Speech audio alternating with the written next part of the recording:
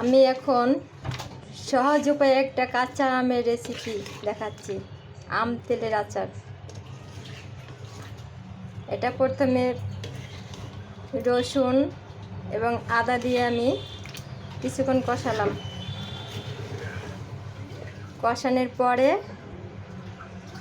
এরপর যখন আমটা কিছুটা সিদ্ধ হয়ে আসলো, আমি পুরোপুরি সিদ্ধ করলাম না আমটা। এরপর আমি এতে কিছু সরিষা দিলাম আর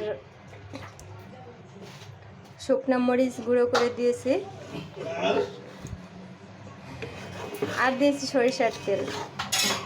এই আমটা আসলে শুধুই তেলের আচার, মিষ্টি আচার হবে না, টক ঝাল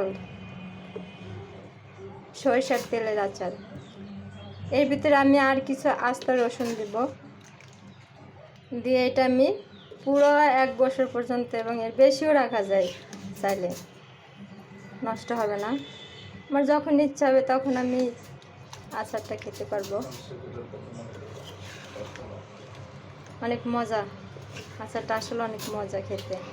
আমি আসলে মিষ্টি কম পছন্দ করি, তো এর জন্য আমি একটু বেশি টক ঝালটা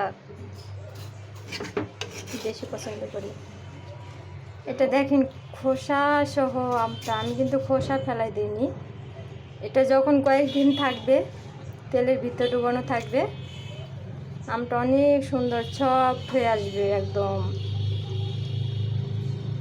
এবং আপনি ভাত দিয়ে খেতে পারবেন।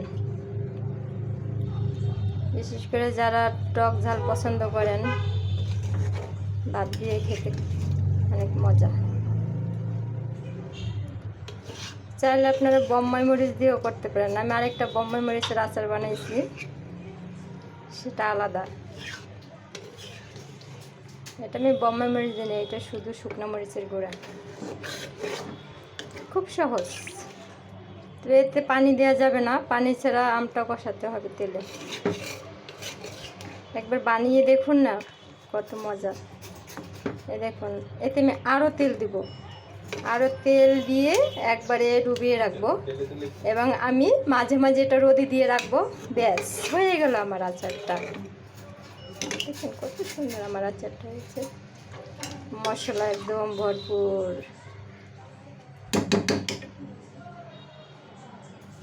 থ্যাঙ্কস।